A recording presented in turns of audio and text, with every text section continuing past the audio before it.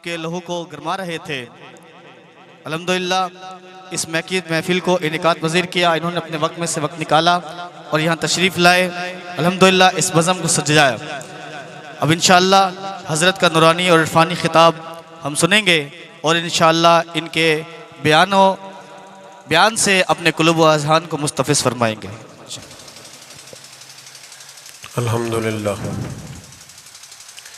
अल्हम्दुलिल्लाहिल्लज़ी ज़िल इज़्ज़ति वल उला वस्सलातु वस्सलामु अला सय्यदिल अंबिया शम्सिद दुहा बद्रिद दुजा नूरिल हुदा अम्मा बाद आऊज़ु बिल्लाहिस समीइल अलीम मिनश शैतानिर रजीम बिस्मिल्लाहिर रहमानिर रहीम युजाहिदून फ़ी सबीलिल्लाहि वला यख़ाफ़ून लौमत लाइम ज़ालिक फ़ज़्लुल्लाहि युअतीहि मन यशा। क़ाल अल्लाहु तबारक व तआला फ़िल क़ुरआनिल मजीद वल फ़ुरक़ानिल हमीद इन्नल्लज़ीना क़ालू रब्बुनल्लाहु सुम्मस्तक़ामू ततनज़्ज़लु अलैहिमुल मलाइका। सदक़ल्लाहुल अज़ीम व सदक़ रसूलुहुन नबियुल करीम। इन्नल्लाह व मलाइकतहु युसल्लूना अलन नबी या अय्युहल्लज़ीना आमनू सल्लू अलैहि व सल्लिमू तस्लीमा। अस्सलातु वस्सलामु अलैका या सय्यदी या रसूलल्लाह व अला आलिका व अस्हाबिका या सय्यदी या हबीब। सारे हज़रात दुरूद शरीफ पढ़िए। अल्लाहुम्मा सल्लि अला सय्यदिना मौलाना मुहम्मदिन मअदनिल जूद वल करम व आलिहि व सहबिहि व बारिक वसल्लिम। तमाम तारीफ़ें हम्द व सना अल्लाह ताला जल्ल मजदुहुल करीम के लिए। हर किस्म के दुरूद व सलाम नबी मुकर्रम सैयद आलम आक़ाए कुल ख़त्म रसूल दाना सुबुल अहमद मुज्तबा जनाब हज़रत मुहम्मद मुस्तफ़ा सल्लल्लाहु ताला अलैहि वसल्लम की ज़ाते वाला सिफ़ात के लिए हम्द व सलात के बाद पाकिस्तान सुन्नी तहरीक के जमा फ़िक्र दोस्तों ने आला हज़रत इमाम अहले सुन्नत मुजद्दिद मियत हाज़रा मुय्यद मिल्लत ताहिरा साहिब हुज्जतुल काहिरा हज़रत इमाम शाह अहमद रज़ा फ़ाज़िल व मुहद्दिस बरेलवी रहमतुल्लाह ताला अलैह के खूबसूरत अफ़कार व नज़रियात की तरवीज के लिए इस खूबसूरत नशिस्त का एहतमाम किया। अल्लाह ताला आने वालों को और इंतज़ाम करने वालों सबको इसका बेहतरीन सिला अता फ़रमाए और अल्लाह ताला हमें दीन के कामों में इखलास अता फ़रमाए। हर रियाकारी, हर तसन्नो, हर बनावट से अल्लाह हमें महफूज फ़रमाए। आपका इंतज़ाम मुकम्मल है माशाल्लाह और बड़ा खूबसूरत है और ढेर सारा है। आप लोग बैठ जाएं, इंतज़ामिया के चंद लोग रहें, बाकी बातें नहीं करें। और पीछे माशाल्लाह जगह मौजूद है, जब कोई हज़रात तशरीफ़ लाएंगे तो इंशाल्लाह बैठ जाएंगे। वैसे भी सदर ऐवान सदर में भी सदर होता है और अपने घर में भी सदर ही होता है। उसकी कुर्सियों का उसके लिए मसला नहीं होता। मैं तो बहुत बड़ा परेशान था कि छोटा आदमी हो तो इतनी बड़ी कुर्सी रख दी है, कोई छोटी सी भी होती तो काम सही चल जाता। ये सिर्फ एक रुकावट है, नफ्स की एक रुकावट है। बड़े अलकाबात मुझे दिए मेरे हजरत ने, अल्लाह इन्हें बेहतर जज़ा दे। लेकिन ये होता है, आला हजरत ने फरमाया है कि बेनिशानों का निशान मिटता नहीं। हमारा मिटते मिटते भी नाम हो ही जाएगा। नाम छुप जाते हैं, काम हमेशा बोलता रहता है। दुआ फरमाए अल्लाह कोई काम करने की तौफीक अता करे। आप मेरी बात पे तवज्जो करेंगे। कितनी प्यारी टेक है मेरी कुर्सी के पीछे, पर मैंने लगाई कोई नहीं, इसलिए कि जब बंदा टेक लगाता है तो सुस्त हो जाता है। तो आप थोड़ा सा, जिनके लिए मुमकिन हो वो चुस्त होके बैठे। कोई एक बात भी ऐसी नहीं की जाएगी जिसका मकसद ये हो कि वक्त जरा थोड़ा गुजर जाए, बल्कि जो जरूरी और अहम बातें होंगी वो आपकी खिदमत में अर्ज की जाएंगी। आला हज़रत फ़ाज़िल बरेलवी रहमतुल्लाह ताला अलैह अपने ज़माने के हजरतों में सबसे बड़े हैं, इसलिए उन्हें आला हजरत कहा जाता है। उन्होंने अपनी जिंदगी जद्दोजहद में गुजारी। अल्लाह ताला का एक उसूल है कि काफिर भी अपने लिए मेहनत करे तो अल्लाह उसकी मेहनत ज़ाया नहीं करता। ये नहीं हो सकता कि काफिर सुबह से शाम तक मेहनत करे तो अल्लाह उसे रोटी ना दे, ये उसका उसूल है। मेहनत करने वाले की मेहनत अल्लाह जाया नहीं करता। आला हजरत का कमाल ये है कि उन्होंने मेहनत भी सही की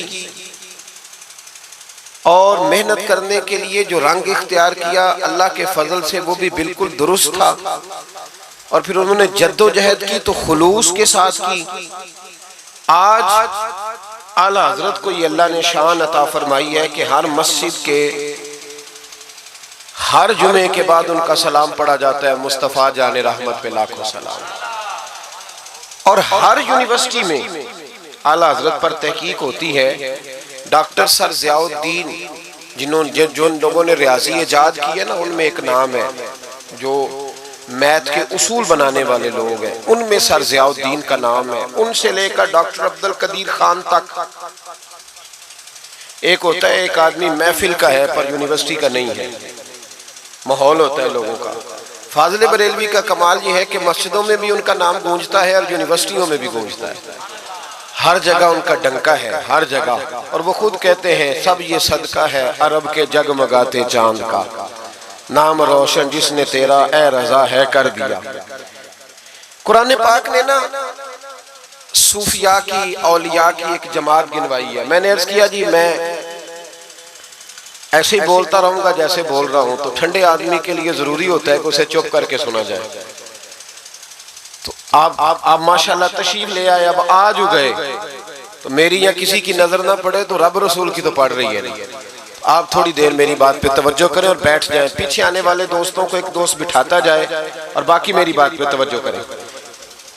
एक सूफिया हमारा ना आज जहन ये बन गया है कि सारे मेरी तारीफें ही करें, सारे मुझे अच्छा कहें। हमें ना इस जमाने में बड़ी मुश्किल का सामना है। तारीफें, प्रोटोकॉल, ये आना जाना। पीर भी वजीर भी प्रोटोकॉल मांगता है, पीर भी प्रोटोकॉल मांगता है। अगर वजीर रोड पे चढ़ जाए तो फिर भी रोड बंद है, और अगर कोई पीर चढ़ जाए तो रोड फिर भी। बस सारे बस किसी तरीके से प्रोटोकॉल करें। लेकिन अल्लाह करीम ने सूफिया की, औलिया की, उलमा की एक ऐसी जमात का जिक्र भी किया है जिन्हें लोगों ने बुरा भला कहा, जिनकी लोगों ने मुजम्मत की। इको थोड़ी कम हो जाए मेरे भाई, इसकी मुजम्मत की, बुरा कहा लोगों ने, लेकिन उन्होंने किसी के बुरा कहने की कोई परवाह नहीं की। वो अपना काम करते रहे। कुरान मजीद फरमाता है युजाहिदून फी सबीलिल्लाह, वो लोग अल्लाह के रास्ते में जिहाद करते हैं। जब वो दीन का काम करते हैं तो लोग उनको मलामत करते हैं, उन्हें बुरा कहते हैं, उनके बारे में मुख्तलिफ किस्म की बातें होती हैं। फरमाया वला यखाफून लौमत लाइम, वो किसी मलामत करने वाले की मलामत की परवाह, वो ये नहीं देखते जमाना क्या कह रहा है, वो ये देखते हैं कि मेरा रब और उसका रसूल क्या फरमा रहा है। वो परवाह नहीं करते उनके इस अमल को। उनका रब क्या फरमाता है? अल्लाह फरमाता है ज़ालिका फ़ज़लुल्लाह, ये उन पर अल्लाह का फजल है। ये अल्लाह का फजल है कि वो परवाह नहीं करते और काम करते, ये उन पर अल्लाह का फजल है। और युतीहि मन यशा, अल्लाह ये फजल उसे देता है जिसे वो पसंद फरमाता है। भाई आला हजरत रहमतुल्लाह ताला अलैह ने काम किया और मजबूत दलाइल के साथ काम किया। 1000 से ज्यादा किताबें लिखी, कुरान पाक का तर्जुमा लिखा, तफसीर के उसूल बयान किए। आला हजरत रहमतुल्लाह ताला अलैह ने दीन का काम तजदीदी बुनियादों पर किया। उन्होंने दोबारा मुझे गुजारिश करनी पड़ रही है, अगर हो सके साउंड थोड़ा सा, मैं साउंड वाले को भी ज्यादा काम नहीं बताता, मुझे डर लगता है। एक साउंड वाले से मैंने कहा कि तू इतनी महफिलें सुनता है तो नमाज क्यों नहीं, तू नमाजी नहीं हुआ ना, तूने दाढ़ी रखी है। कहने लगा हजरत साहब जो मौलवी भी आता है हमसे तो झगड़ा करके चला जाता है, तो हम पे क्या असर होना है। उस वक्त का मैं ये काम भी जरा बच के करता हूँ। तो अल्लाह ताला आपको जज़ा दे, बस इतनी समझ आए, लोगों को मेरी बात की समझ आए, बस इतना काफी है। ये अब तो ये साउंड बन गया है ना, क्योंकि हमारा सुरीले लोगों से वास्ता हो गया है, वरना हमारे बुजुर्गों ने इसका नाम रखा है मुकब्बिरुस सौत, आवाज पहुंचाने का आला। बस जिससे आवाज जरा थोड़ी सी दूर चली जाए, बस ठीक हो गया जी। आप हजरात गौर फरमाइएगा, उन्होंने काम किया हर नहज पर। और फिर मजे की बात यह है कि इतनी ज्यादा किताबें लिखी और इन किताबों के साथ शायरी भी की। फतवे के लोग खुश्क होते हैं, फतवा देने वाले लोग खुश्क होते हैं। रोना धोना, किसी की अकीदत करना, मेरी तरह के जो थोड़ा बहुत लफ्ज पढ़ने के काबिल हो जाए, उनका तो मुर्शद भी कोई नहीं होता, खुद ही पीर होते। लेकिन फाजिल बरेलवी की अकीदतें भी कमाल की, उनकी शायरी भी कमाल की, और फिर इसके साथ साथ इमाम अहले सुन्नत का कमाल देखे कि शागिर्दों को भी वक्त दे रहे, मुरीदों को भी वक्त दे रहे, गरीबों की मदद भी हो रही है। और फिर सबसे बढ़कर ये कि जब सारे काम से थक जाते हैं तो किसी नात खां को बुलाते हैं, कहते हैं मदीना बड़ा याद आ रहा है, मुझे 2 बोल मुस्तफ़ा की नात के तो सुना दे। अपनी जिंदगी लगा दी, इल्म हासिल किया तो कमाल इल्म था। आला हज़रत 70 से ज्यादा उलूम जानते थे इमाम अहमद रजा। तवज्जो है मेरी बात पर? 70 से ज्यादा कुरान, तफसीर, हदीस, उसूल हदीस, फिक्र, उसूल फिक्र, अस्माउर रिजाल, हिंदसा, बदी, मानी, फलसफा, मंतक, और जो इमदादी उलूम होते हैं ना, जैसे रियाजी है, उलमा का काम तो नहीं ना रियाजी सीखना, लेकिन आला हज़रत बहुत बड़े रियाजी दान भी थे। तस्वीरें एक आदमी खींच ले जी, बाकियों को दे देना, एक बंदे की ड्यूटी लगा दें, वो खींच ले। तस्वीर को भी हमने फर्ज किफाई समझ लिया, हालांकि ये बड़ी जरूरत के लिए जायज है। वो पहले कभी कोई किसी नेक आदमी से मिलता था तो कहता था हजरत जी दुआ करना, अब मिलता है तो कहता है मुंह इधर करना, जरा सेल्फी लेनी है। अब तो हर चीज का रंग ही बदल दिया है। हमारे बच्चे और कुछ बने ना बने मूवी मेकर बन गए। इतना जरूरी काम नहीं जितना हमने समझ लिया। आप आज लाइव सुन के देखें भला लाइव किस तरह सुना जाता है। तो एक आध आदमी ये काम कर ले जो जरूरी है, बाकी उससे शेयर कर लेना, बाद में ले लेना। मैं चाह रहा हूं कि मेरी बात आप बस सुन ले कुछ देर के लिए, चलो असर करे न करे, सुन तो ले मेरी फरियाद। और नहीं है दाद का तालिब ये बंदा है आजाद, ये भी जरूरी नहीं कि आप दाद दें, बस सुन ले खाली। भाइयों, कमाल उलूम उन्होंने हासिल किए। जी मैंने शुरू में अर्ज किया कि जिन लोगों ने रियाजी इजाद किया ना, जिन्होंने लिखा है कि अलजबरे की ये तुकून है, ये ज्योमेट्री के उसूल हैं, जिन्होंने उसूल बनाए फिर जवाब मुरतब किए, उनमें एक नाम है डॉक्टर सर ज़ियाउद्दीन का। उनकी किताबें आज भी यूनिवर्सिटियों में पढ़ाई जाती हैं। ये आदमी अलीगढ़ यूनिवर्सिटी में रियाजी के उस्ताद थे। तो चूंकि ये तैयार कर रहे थे, इजाद कर रहे थे, बहुत सारी चीजें बना रहे थे, तो एक मसले में उलझ गए। पूरे हिंदुस्तान के रियाजीदानों को खत लिखे, जब मसला हल ना हुआ तो इन्होंने इरादा किया कि ऑस्ट्रेलिया जाऊं, वहां एक सुना है बड़ा अच्छा रियाजीदान है, वीजा अप्लाई कर दिया, टिकट बनवा ली। इनके एक कुलीग थे यूनिवर्सिटी में जो इस्लामियात के उस्ताद थे, उनका नाम था सैयद सुलेमान अशरफ बिहारी। वो आला हजरत के मुरीद और खलीफा थे, यूनिवर्सिटी में पढ़ाते थे। तो उनसे मुलाकात हो गई सरे रात। तो कहने लगे शाह जी मैं एक मसले में उलझ गया हूं रियाजी के, मेरे लिए दुआ करना। तो शाह जी वर्कर आदमी थे, वर्कर बंदे का काम होता है बंदे को काबू करना। शाह जी कहने लगे क्या मसला है? कहने लगे रियाजी का मसला है, तो मैं ऑस्ट्रेलिया जा रहा हूं बस। शाह साहब कहने लगे ऑस्ट्रेलिया बाद में जाना, पहले मेरे पीर से मिल लो। तो जो मौलवियों के बारे में आज लोगों का ज़हन है, उस जमाने में भी वही था कि इनको क्या पता, मौलवी साहब को क्या पता है जी। वो जो बीए कर लेता है वो दरस निज़ामी के आलिम से आके पूछता है तुम्हारी तालीम कितनी है। वो खुदा के बंदे, इसने दरस निज़ामी पढ़ा हुआ है, वो कहता है जी मैं दरस निज़ामी का आलिम हूं। नहीं वो तो ठीक है, पढ़े हुए कितना है भाई, वो क्या बताए तुम्हें, क्या बात करते हैं साहब, बेटे बैठ बैठ शाबाश। तो आला हजरत के पास वो जब कहा ना कि मेरे पीर के पास चले, तो वो कहने लगे सर ज़ियाउद्दीन के मेरे दिल में ख्याल आया कि मौलवी साहब का रियाजी से क्या ताल्लुक, पर जुबान से मैंने नहीं कहा। अच्छा जी टाइम मिलता है तो चलते हैं। कहते शाह जी फिर अगले दिन मिले स्टाफ रूम में, तो कहने लगे चले फिर आला हजरत के पास। मैंने कहा टाइम मिलता है तो चलते हैं। तीसरे दिन फिर चले, फिर मैंने कहा मैं तो इसको बता के मुसीबत ही गले डाल ली है, ये तो जान ही नहीं छोड़ रहा, अब जाना ही पड़ेगा। कहने लगे कल चलेंगे। वो कहते हैं वही सूटेड बूटेड पैंट कोट जो रिवाज होता है कॉलेज के लोगों का, उसी अंदाज में मैं पहुंचा। असर के बाद हम बरेली शरीफ पहुंचे। इमाम अहमद रजा असर के बाद बाहर बैठते थे, एक कप चाय का लेते थे, सूजी के 2 बिस्कुट खाया करते थे। उनकी आदतें, मुझे अल्लाह ने मौका दिया बरेली शरीफ में रहने का, मैंने वो जगह भी देखी है जहां मेरे आला हजरत बैठा करते थे। आला हजरत रहमतुल्लाह ताला अलैह वहां बैठते थे, लोग आते थे।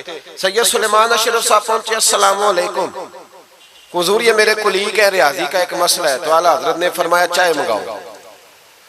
तो वो सर ज़ियाउद्दीन कहते हैं मेरे दिल में ख्याल था कि 10 मिनट बैठूंगा, मसला तो मेरा हल होना कोई नहीं, तो चलो ये मेरा कुलीग है 10 मिनट बैठूंगा। कहते हैं वो मैंने कागज आला हजरत को थमाया, मेरे हाथ में चाय की प्याली आ गई, इधर देखना मेरी तरफ। कहते हैं 1.5 मिनट लगा।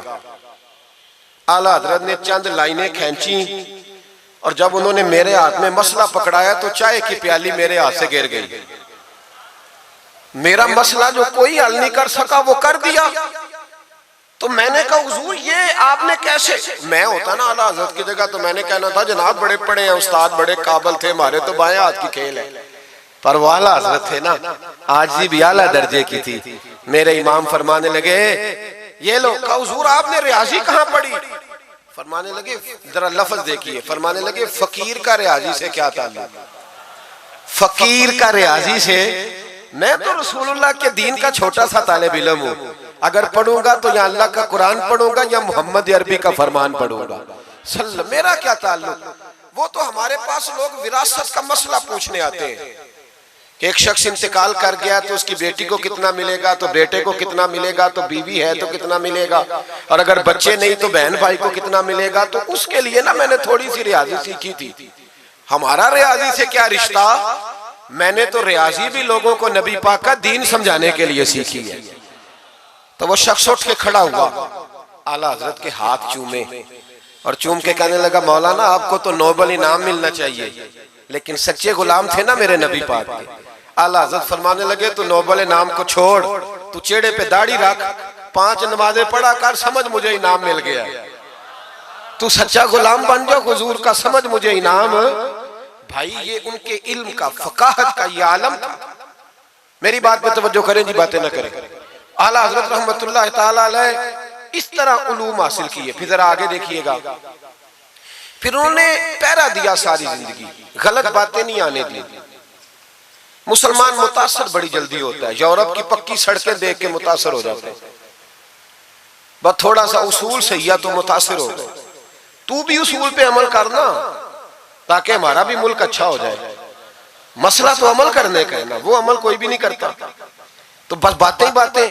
आला हजरत मुतासर नहीं होते थे, कहते थे काफिर को मुतासर होने वाली चीज है, मुतासर नहीं होते। आला हजरत के जमाने में साइंसदानों ने कहा जमीन घूमती है।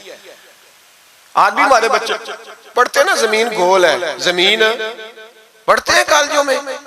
आला हजरत फरमाने लगे पागल हो, जब नबी पाक सल्लल्लाहु अलैहि वसल्लम का फरमान मौजूद है कि जब अल्लाह ने जमीन को पैदा किया तो ये कांपने लगी। रब करीम ने पहाड़ बतौरे मीखे बना के इसमें लगा दिए, पहाड़ बतौरे मीखों के किले बना के लगाए, जमीन ठहर गई। जब हुजूर ने कह दिया ठहर गई तो मैं कैसे मान जाऊं घूमती है? हम नबी पाक की बात मानेंगे कि साइंसदान की बात मानेंगे? आला हजरत ने पूरी किताब लिखी है जमीन साकिन है और 521 दलाइल दिए, कुरान की आयात भी, अहादीस भी, और साइंसदानों का जवाब साइंसदानों की जुबान में। वो मुतासर नहीं होते थे, कहते थे हम तौहीद को मानने वाले, हम कैसे मुतासर हो? फिर साइंसदानों ने कहा आला हजरत के जमाने में कि कश से शकल है। समझा तो पा रहा हूं ना मैं आपको अपनी बातें, चले ऐसे ऐसे कर दे थोड़ा सा, मुझे पता चल जाए आपको समझ आ रही है। ये मैं खिलाफ हूँ ये हाथ खड़ा कराने के, और मैं इसके खिलाफ हूँ। मैं समझता हूँ कि संजीदगी भी एक हुस्न है, तो ये काम होना चाहिए, जोश पैदा करता है, लेकिन कसमें नहीं डालनी चाहिए। वो एक नात खां था, एक जगह पे मैं हाजिर था, ज्यादा जगहों पे तो जाता भी नहीं, मुश्किल होता है, तबीयत ऐसी है। तो उसने कहा जेड़े जेड़े ईमानदार हो हाथ खड़े करो। मैं क्या खुदा दे बंदा जेड़ा नहीं चुकता हो कदों बेईमान है। तो ये वैसे भी सुभान अल्लाह, अगर तुझे राजी करने के लिए कहेंगे तो सवाब ही कोई नहीं होना। जी मैनू मजा नहीं आया सुभान अल्लाह को, भाई तेरे लिए कही तो सवाब ही कोई नहीं। ये सवाब उस वक्त होगा जब अल्लाह की रिजा के लिए कहेंगे। तो क्या चक्कर में डाल दिया, बड़े बूढ़े बाबे बेचारे बैठे होते हैं, बेइज्जत कर दिया जाता है महफिल में। आपको ज़ौक़ ही नहीं है जी, आपको पता ही नहीं है। तुम्हें ज्यादा पता है, ज्यादा पता है। एक नकीबे महफिल साहब इसी तरह मैं किसी जगह पे मौजूद था तो जोर लगाने लगे, कहने लगे तुसी बड़े बद ज़ौक़ को बोल दे नहीं। मैंने साथी से पूछा, मैंने कहा कितने पैसे लिए इसने आने के? कहते 40,000। तो मैं उन्होंने आख्या, मैं क्या ना बंदे उन्होंने बेइज्जत कर, तू पैसे लेके मुफ्त आए नहीं सारे, ये तेरे से ज्यादा नहीं है। तो ये बाहर निकले, ये अभी रबीउल अव्वल आएगा तो कोई तमाशा ना लगाना, जमात बदनाम होती है, खबरदार कतन कोई तमाशा ना लगाना। यहाँ बोलियां लगती हैं, जिसकी सुर सीधी है वो पैसे कमा के ले जाता है, और जो आपको 5 नमाजें पढ़ाता है उसकी किताबें सारी जिंदगी पूरी नहीं होती। खुदा का खौफ करो, करो मदह अहले दुवल रजा, पड़े इस बला में मेरी बला, मैं गदा हूं अपने करीम का, मेरा दीन पा रहा है ना नहीं। आप उलमा से बात करें, और नात सुननी है तो मेहरबानी करो, जो डेरा गाजी खां में नात पढ़ता है उसकी भी सुन लिया करो, वो भी हुजूर का जिक्र ही करता है। बस कर दें, ये जमात बड़े संजीदा, ये स्टेज गैर संजीदा लोगों का नहीं है, ये स्टेज अल्लामा अहमद सईद काज़मी का है, ये स्टेज मुहद्दिस आज़म पाकिस्तान मौलाना सरदार अहमद का है, और ये स्टेज मेरे आला हज़रत फाज़िल बरेलवी का स्टेज है। हम किसी को गैर संजीदा काम नहीं करने देंगे, इसलिए मेहरबानी फरमाएं, हक की तरफ तवज्जो करें, हक की तरफ।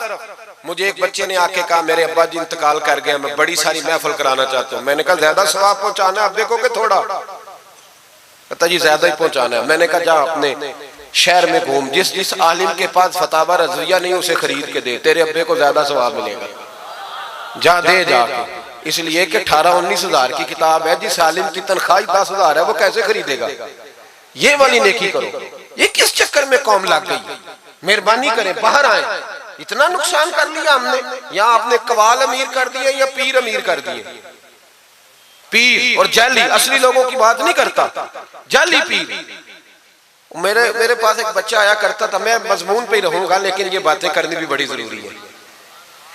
बच्चा आया तो कहने लगा जी वो मेरे हज़रत साहब की ये करामत है, तो मेरे अक्सर आता था तो पीर साहब की करामतें। एक दिन को गलती से तलाक का उसके घर में झगड़ा हो गया, तो मेरे पास आया, कहने लगा मौलाना तलाक दे बैठा हूं। तो मैं कहा पीर साहब ने पूछना सी मसला, पीर साहब से पूछना था।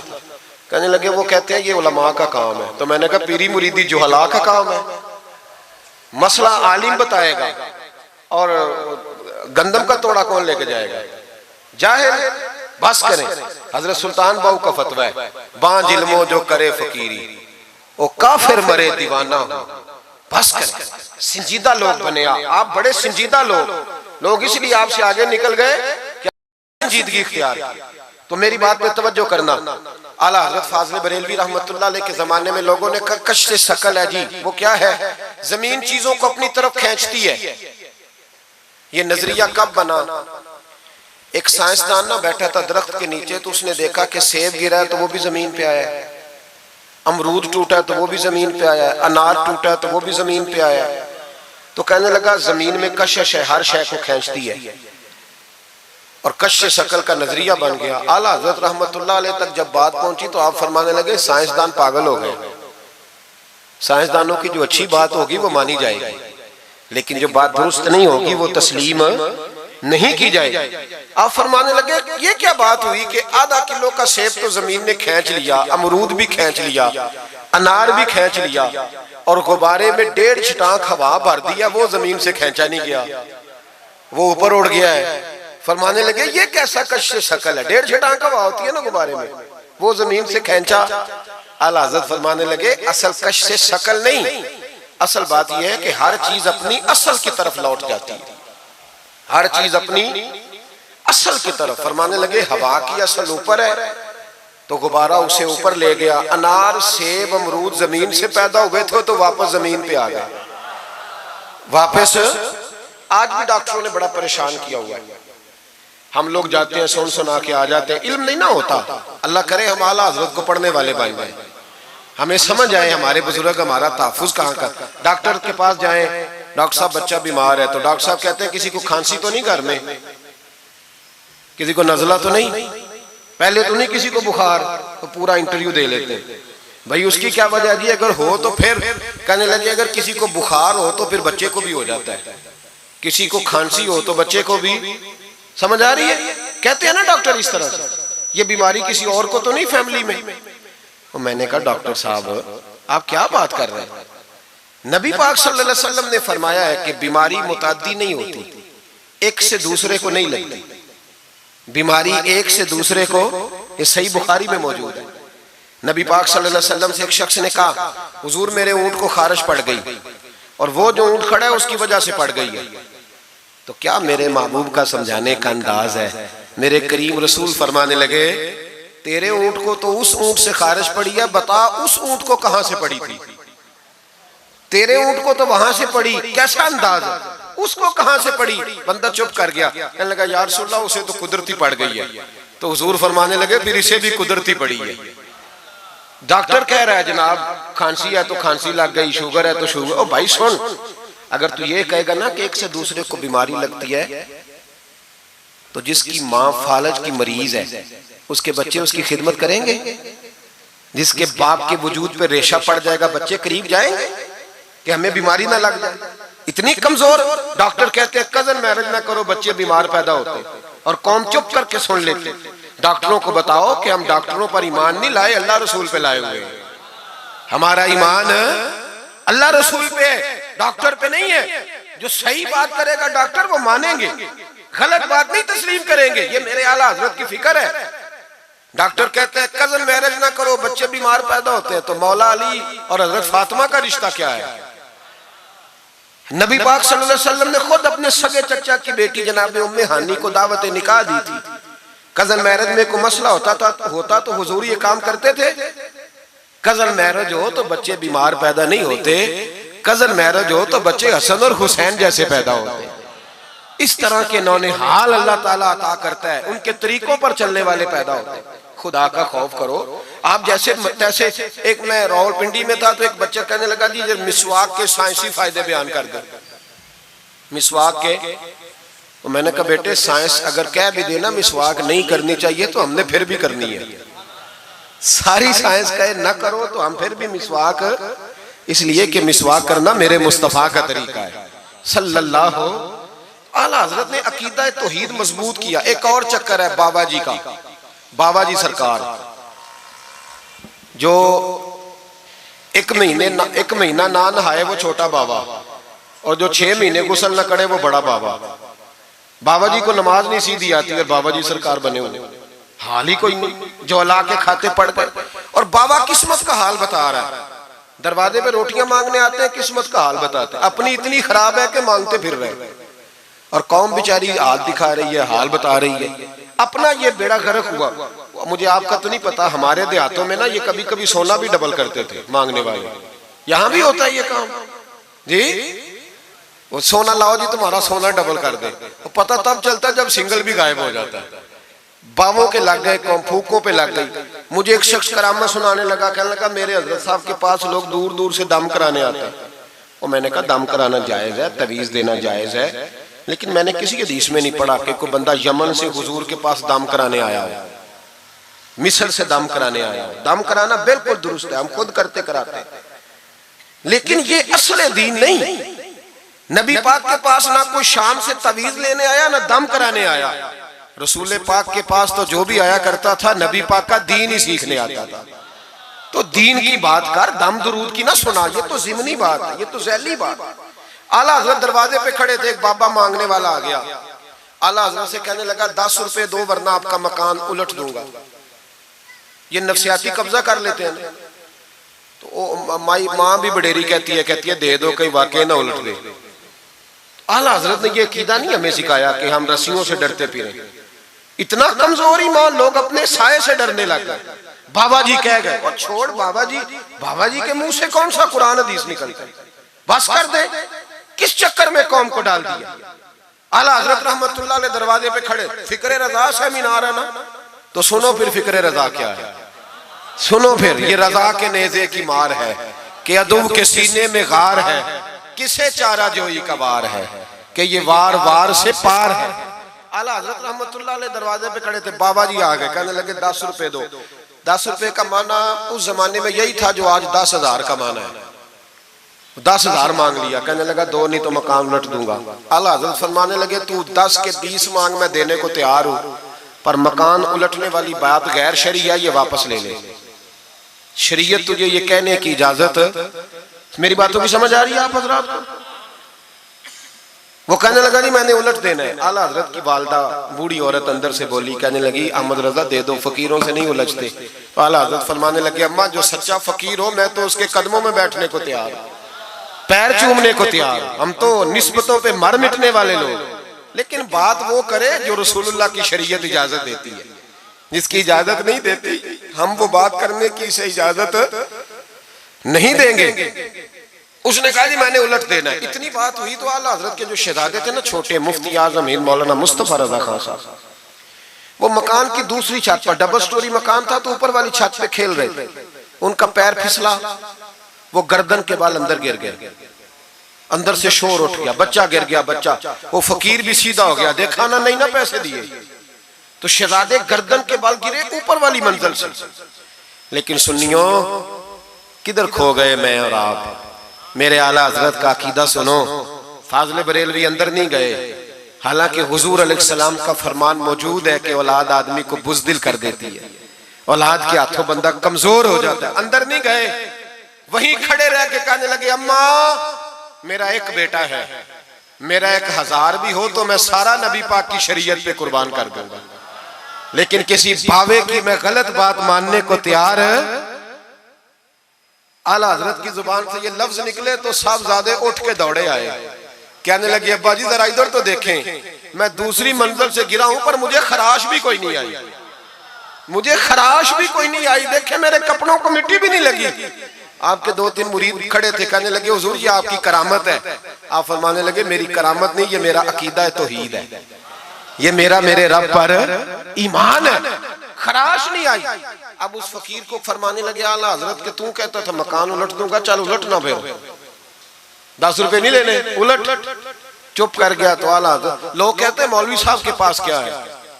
जिसके सीने में रसूलुल्लाह का दीन है उसके पास कुछ नहीं, तो फिर किसी के पास भी कुछ नहीं। हाँ, जिम्मेदारी से कह रहा हूं, किसी के पास कुछ नहीं। अगर जिसके सीने में कुरान और सुन्नत का नूर है, अगर उसके पास ही कुछ नहीं। सुनो, आला हजरत ने अपना जूता उलट दिया, फरमाने लगे, अगर ताकत है तो मेरा जूता सीधा करके दिखा। तो मकान उलटने की बात करता है ना, पंजाबी का एक शेर है, आपकी समझ में आ गया तो ठीक है, ना आया फिर भी ठीक है। वो एक पंजाबी के दरवेश कहा करते थे, एक सिठ ते पखड़ा कुआर गंदल, असी और भी बूटियां जानने। पता है हमें सारे गुरुओं का है, चलो करामत ना दिखाएं तो बात अलग है, पर खबर हमें है। फरमाया चलो सीधा करो, उसने पूरा जोर लगाया पर जूता सीधा, पसीने आ गए। तो कहने लगा, जी मैं माफी मांगता हूँ, आज के बाद ऐसी बात नहीं करूंगा।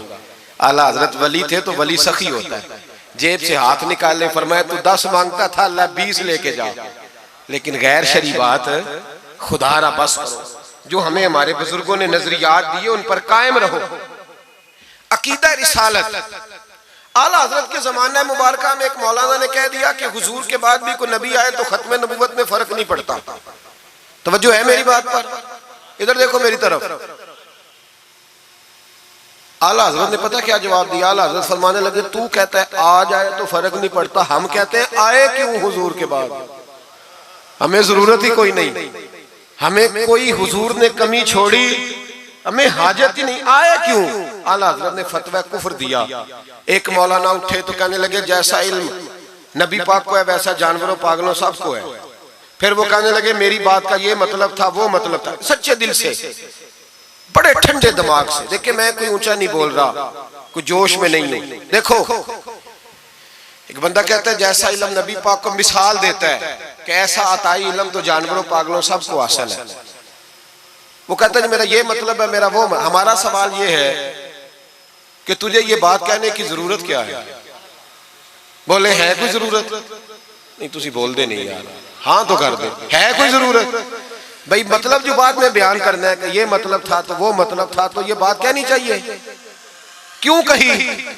आला हज़रत रहमतुल्लाह अलैह फरमाने लगे, तू पागल हो गया, कुरान नहीं पढ़ता। वअल्लमका मा लम तकुन तअलम, अल्लाह फरमाते हैं महबूब जो आप नहीं जानते थे मैंने सारा ही आपको सिखा दिया है। फरमाया जिसका उस्ताद रब हो उसे कोई कमी रहती है? फरमाने लगे तू ये मिसालें देता है, हमारा अकीदा ये है कि अल्लाह ने गैब के खजानों की कुंजियां ही अपने नबी को अता फरमा दी। एक मौलाना और उठे, कहने लगे नमाज में नबी पाक का ख्याल आए तो नमाज टूट जाती है। लोग कहते हैं लड़ो ना, हम नहीं लड़ रहे भाई, हम तो उम्मत को इकट्ठा करना चाहते हैं। लेकिन इधर देखो ना, आपके सामने कोई बंदा खड़ा होकर कह दे कि नबी पाक का ख्याल आए तो नमाज टूट जाती है, तो आप उसके गले में फूलों का हार डालेंगे? क्यों? मुरब्बत करो ना, मुरब्बत का दर्ज दे रहे हो, मुरब्बत करो। चले आपको एक मिसाल देता हूँ बड़ी सादी। उसने कहा जी हुजूर का ख्याल आए तो नमाज टूट जाती है।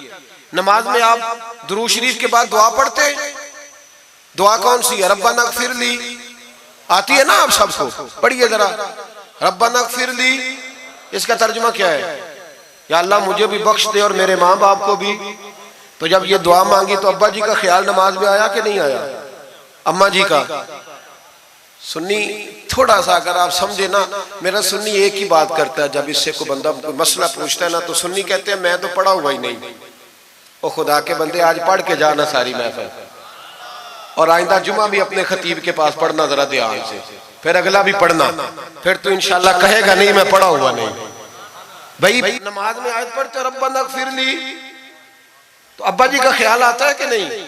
तो नमाज टूट गई कि रह गई? अम्मा जी का ख्याल आता है कि नहीं? आला हज़रत फरमाने लगे अगर तेरा बाप जो बेनमाजी हो, अनपढ़ हो, उसका ख्याल आने से नमाज नहीं टूटती, तो फिर सुन हमारा अकीदा क्या है। तू कहता है नबी पाक का ख्याल आ जाए तो नमाज टूट जाती है। आला हज़रत फरमाने लगे हमारा अकीदा ये है कि जब तक रसूल पाक का ख्याल आए ना, हमारी नमाज होती ही नहीं, होती नहीं जब तक।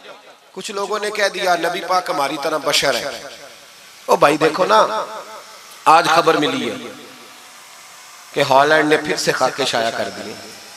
इधर देखो मेरी तरफ, ये नामूसे रिसालत का मसला 100 साल पहले आला हजरत ने समझाया था और फरमाया था दुश्मने अहमद पे शिद्दत कीजिए, मुल्हिदों से क्या मुरव्वत कीजिए, शिर्क ठहरे जिसमें ताज़ीमे हबीब, उस बुरे मजहब पे लानत कीजिए। वो जो नामूसे रिसालत की बात तब की थी, फरमाया नादानो आज तो तुम कह रहे हो कि हुजूर हमारी तरह के बशर है, तो जब तुम बशर बनाओगे तो फिर लोग कहेंगे कि सियासतदान का खाका बन रहा है तो इनका क्यों ना बने माज़अल्लाह। उस वक्त आला हज़रत ने कहा था ना ना ये बात नहीं है। आप फरमाने लगे बात यह है कि अल्लाह की सरताब कदम शान है ये, इंसान नहीं इंसान, वो इंसान है ये। कुरान तो ईमान बताता है इन्हें और ईमान ये कहता है मेरी जान है ये। नामूस रिसालत का मसला सारी जिंदगी आला हज़रत ने समझाया और लोगों को बताया कि जान है इश्क मुस्तफ़ा, रोज फुजू करे खुदा, जिसको हो दर्द का मजा वो नाजे दवा उठाए क्यों। आला हज़रत मौजूद थे मदीना शरीफ में। उस जमाने में ना नबी पाक के गुंबद के सामने खजूरों के 2 दरख्त होते थे, खजूरों के 2 दरख्त। शोरा सारे बैठे थे, तो शायर जो होता है ना वो तशबीह देता है बाज़ों का। तो शायर ने शेर कहा, कहने लगा यूं है दरख्त हजरत वाला के सामने। तवज्जो है मेरी बात पर? हुजूर के गुंबद के सामने खजूरों के 2 दरख्त है। शायर ने शेर लिखा यूं है दरख्त हजरत वाला के सामने, मजनू खड़ा हो खैमाए लैला के सामने। आला हज़रत फरमाने लगे ये शेर मेरे नबी पाक की शान के लायक। फरमाने लगे तुमने हुजूर के खैमे को, नबी पाक के गुंबद को लैला का खैमा बना दिया, ये क्या बात है? तो लोग मानते भी नहीं ना, वो भी ना माने। कहने लगे जी इतराज करना आसान है, शेर कहना मुश्किल है, आप बताएं शेर कैसे कहना चाहिए। फरमाया लफ्ज वो कहो जो हुजूर की शान के लायक हो, जो शान के लायक नहीं वो लफ्ज न कहो। शेर क्या कहा? कहने लगे यूं है दरख्त हजरत वाला के सामने, मजनू खड़ा हो खैमाए लैला के सामने। आला हज़रत फरमाने लगे गलत है तशबीह। कहा जी आप बता दे। तो आला हज़रत फरमाने लगे सुनो फिर, यूं है दरख्त हजरत वाला के सामने, कुदसी खड़े हैं अर्शे मुअल्ला के सामने। गोया कुदसी खड़े हैं अर्शे। ये फाज़िल बरेलवी रहमतुल्लाह अलैह का अंदाज है। नामूसे रिसालत के बारे में कभी किसी को गुंजाइश, हमारे एंकर टीवी पे बैठ के अभी भी बातें होंगी सवेरे बड़ी, मौलवी जज्बाती है जी, ये कहता है कि गुस्ताखाने रसूल से रिश्ता तोड़ो, और सारे एंकर हमारे बच्चों को खराब करते हैं। कहते हैं जी हुजूर ने तो अपने बेअदब को माफ किया। बिल्कुल माफ किया है, बिल्कुल माफ किया। नबी पाक ने अपने बेअदब को माफ किया है, पर हजरत अबू बकर सिद्दीक ने हुजूर के बेअदब को कोई नहीं माफ किया। हजरत उमर ने हुजूर के बेअदब को माफ, हजरत उस्मान गनी ने माफ, मौला अली ने माफ, इन लोगों ने हुजूर के बेअदब को माफ। लेकिन ना जो मेरी बेअदबी करेगा उसे मैं माफ करूंगा। बेअदबी मेरी करे और माफी मेरे छोटे भाई से मांग ले, उसको हक है माफ करने का, मैंने माफ करना है। क्योंकि बेअदबी ये मोटी बात है, इसको समझ ले। इस इज्तिमा में मैं हुकूमत पाकिस्तान को मशवरा देता हूँ, बड़ा बड़ा ठंडा मशवरा देता हूं कि अगर बचना चाहते हो ना तो इनसे ताल्लुक तोड़ लो और इन्हें सख्त जवाब दो, बच जाओगे। वरना जो उनसे रिश्ता नहीं तोड़ेगा वो खुद भी नहीं बचेगा, वो राह में बह जाएगा, वो अल्लाह की पकड़ में आ जाए, उसके लिए मुश्किल हो जाए। खुदारा सख्त जवाब दो, तुम्हें अल्लाह ने मनसब दिया, मौका दिया, सख्त जवाब दो, स्टैंड लो। लोग कहते हैं उलमा की तकरीरों से क्या होता है? हमारी तकरीरों से गाजी इल्म दीन शहीद पैदा होते हैं, हमारी तकरीरों से आमर चीमा शहीद पैदा होते हैं, हमारी तकरीरों से गाजी मुमताज हुसैन कादरी पैदा होते हैं, ये यहाँ से पैदा होते हैं। इसलिए मेहरबानी करें, खुदा का खौफ करें और सख्त जवाब दें और अपने मुसलमान होने का, आप मुसलमान हैं, मुसलमान होने का सबूत दे, सख्त जवाब दे। और अगर वो नहीं मानते तो गुजारा खाने पीने रोटी के बगैर हो जाता है, पर नबी पाक के बगैर नहीं होता। इसलिए मेहरबानी करो, उनको करारा जवाब जाना चाहिए। आप तायीद करते हैं मेरी बात की सारे हज़रात? होना चाहिए ना जी ऐसा। अल्लाह आपको जज़ा दे। आगे बढ़िए। आला हज़रत रहमतुल्लाह तआला अलैह ने इल्म सिखाया लोगों को। उनका कमाल पता क्या था? हम ना कमजोर दलाइल के साथ मैदान में उतरते हैं तो फिर हमसे लोग काबू नहीं आते। हमें ना स्टडी करनी चाहिए, पढ़ना चाहिए। हमारे यहाँ पढ़ने पढ़ाने का रिवाज नहीं, बल्कि अब तो जब से ये सोशल मीडिया आया है, मुफ्ती भी सारे फेसबुक के रह गए। एक साहब पूछते हैं जी वो फेसबुक पे मैंने पढ़ा था, तो मैंने कहा फेसबुक किस किताब का नाम है? किस किताब का नाम है? उस पे तो जो जिसका दिल करता है, अच्छा भी उसका फायदा भी है, लेकिन मेहरबानी करें जब आपने पढ़ना हो ना तो फिर आप किसी मुस्तनद किताब से पढ़ें, फिर उस किताब का हवाला कोट करें ताकि माना जाए। आला हज़रत मसला बताना भी जानते थे और मनवाना भी जानते थे। उनकी किसी किताब का कोई जवाब, और जब जवाब नहीं होता तो बंदे गालियां देते, और जब सामने वाला गुस्से में आ जाए तो समझो उलझ गया है, अब दलाइल कोई नहीं तो अब गुस्सा करके भागना चाहता है। आला हज़रत का एक फतवा है, मेरी बातों की समझ आ रही है आप हज़रात को? पीछे वाले जरा कम कम हाँ ना कर रहे हैं, आ रही है जी आप हज़रात को समझ? माशाअल्लाह कोरम भी पूरा हो गया आपका, थोड़ी तवज्जो करें मेरी बात पर। आला हज़रत रहमतुल्लाह तआला अलैह का एक फतवा है। आला हज़रत का फतवा है कि जुमे की जो दूसरी अजान है ना, बाज़ मस्जिदों में खतीब के सामने होती है। फरमाया खतीब के सामने नहीं देनी चाहिए, बाहर दरवाजे पे देनी चाहिए। आला हज़रत का फतवा है। अब मेरी बात भी जरा ठंडे दिल से सुन लें। अगर कोई खतीब के सामने देता है तो अजान उसकी भी हो जाती है, समझ आ रही है? सुबह रटा ना डाल देना अपनी मस्जिद में जाके कि जी उन्होंने तो ऐसे कहा है तो आप ऐसे करते हैं। लोग अपनी इरादा होता है ना लड़ाई करने का, तो बहाना कोई और बना लेते हैं। तो आप कोई किसी का प्रोग्राम हो तो मेरी बात सामने रख के लड़ाई ना करें। जिस मस्जिद में खतीब के सामने भी जुमे की दूसरी अजान होती है, अजान वहां भी बोलिए हो जाता है। आला हज़रत का फतवा है कि बाहर देनी चाहिए, पूरा रिसाला लिखा है आला हज़रत। और आप दलील ये देते हैं, आप फरमाते हैं कि खतीब तो आया बैठा है, बाहर अजान पढ़ो ताकि बाहर किसी के कानों में जाए कि टाइम हो गया है। खतीब को सुना रहे हो, वो तो आया है, उस पर दलाइल दिया आला हज़रत ने, क्योंकि फुरोई मसला है, इख्तलाफ का हक रखते। जबलपुर में आला हज़रत चले गए तो वहाँ कुछ मौलाना हज़रात ऐसे थे जो नाराज हो गए, कहने लगे जी हम 50 सालों से ऐसे ही कर रहे हैं, इन्होंने नया फतवा दे दिया। उन्होंने आला हज़रत पे मुकदमा कर दिया। ये कुछ लोग कहते हैं ना जी मुझे 40 साल हो गए, आप आज बात बता रहे हैं, तो भाई इल्म का ताल्लुक तजर्बे से नहीं होता कि 40 साल का बंदा तजर्बा कर ले तो नमाज सही हो जाती है। उसके लिए नमाज सीखनी पड़ती है, याद करनी पड़ती है। तजर्बे का ताल्लुक इल्म से, वो सीखना पड़ता है। आला हज़रत रहमतुल्लाह अलैह फतवा दिया कि बाहर अजान पढ़ो। एक आदमी ने मुकदमा कर दिया, कचहरी चला गया कि देखें जी इन्होंने आके नया मसला छेड़ दिया और हमारे खिलाफ फतवा दे दिया। आला हज़रत फरमाने लगे किसी के खिलाफ नहीं दिया भाई, मैंने तो मसला पूछा तो बता दिया। हर बंदा कबूल करने की सलाहियत भी नहीं रखता, हक कबूल करने के लिए भी दरिया जितना दिल चाहिए, कबूल करना भी बड़ा मसला है। उसने मुकदमा कर दिया अंग्रेज की अदालत में, अगरचे जज मुसलमान था। और आला हज़रत कभी अंग्रेज की अदालत नहीं जाते थे, फरमाते थे अदालत वो होती है जहां अदल होता है, इसको कचहरी कहते थे, और कभी नहीं गए थे अदालत। फरमाते थे जब निज़ाम मुस्तफ़ा अलैहिस्सलाम नाफिज होगा फिर जाएंगे। मुखालिफिन ने मुकदमा कर दिया। वो जो सामने आवाज देता है ना जज के, फुलां बिन फुलां हाजिर हो, हमारे यहाँ तो उसे अदरी भी कहते हैं, हाकर भी कहते हैं, आप पता नहीं क्या नाम देते हैं उसको, क्या कहते हैं जी उसको यहाँ, चले जो भी है, नुमाइंदा कह लें आप जज का, मैं तफसील में जाता नहीं। उसको कहा जाता है ना फलां बिन फलां को बुलाओ। समझ आ रही है आप हजरात को? आला हजरत का मुरीद था वो बंदा। जब पता चला ना उसके जज के पास मुकदमा है, तो आला हजरत ने बुला के उसे सारी बात समझा दी।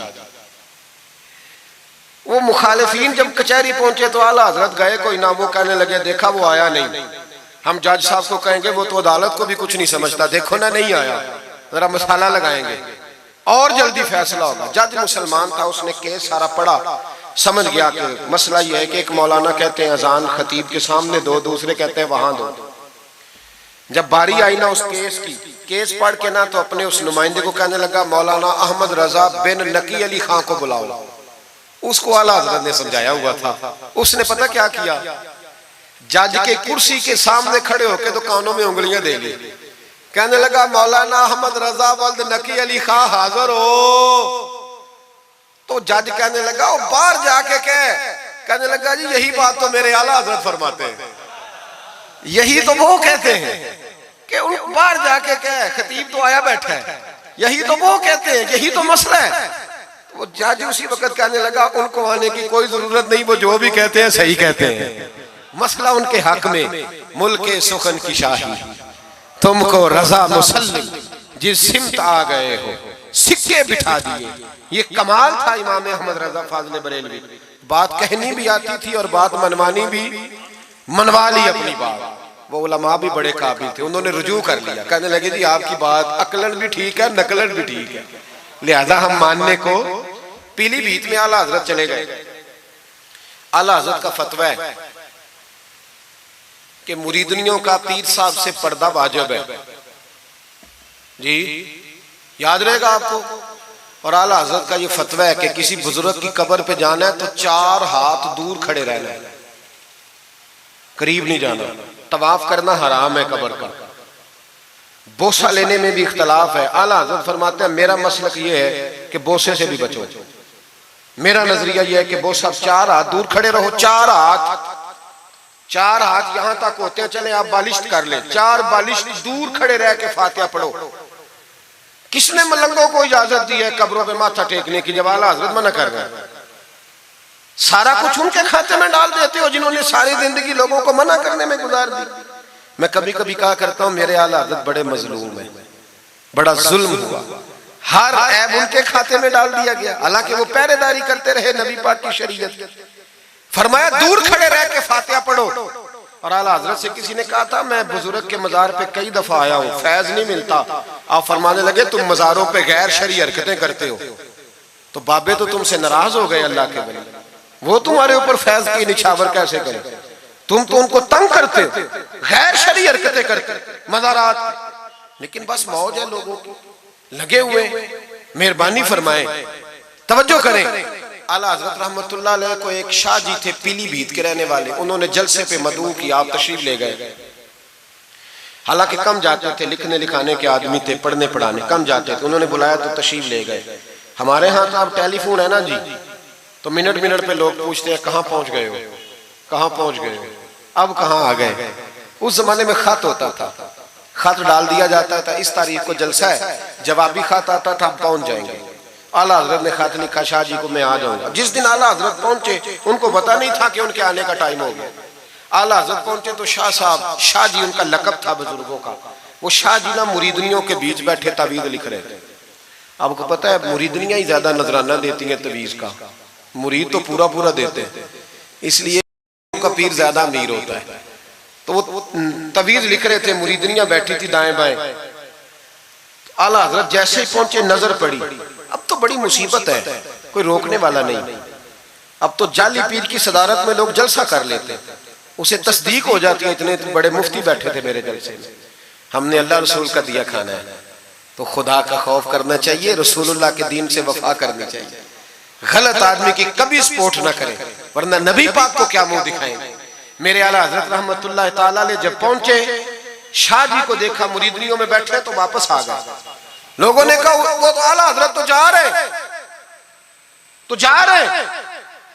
आला हजरत रहमतुल्लाह अलैह जा रहे थे, शाह जी को पता चला, वो दौड़े आए, आके कहा हुजूर लोग देख रहे हैं कहां जा रहे थे? मैं वापस जा रहा हूं।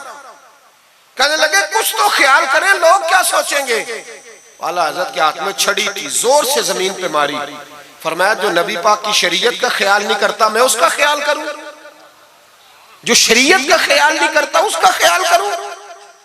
शरीयत का बस समझ लेंगे जुमला, जो शरीयत का ख्याल ना करे कभी उसका ख्याल, और जो शरीयत का ख्याल करे उसके पैरों में बैठे रहो, उसकी नौकरी करो, उसकी ड्यूटी करो, उसकी गुलामी करो, लाजमी करो।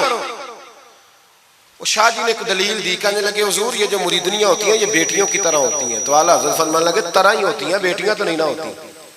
और फिर दलील देखो आला हजरत की दलील कितनी आला है।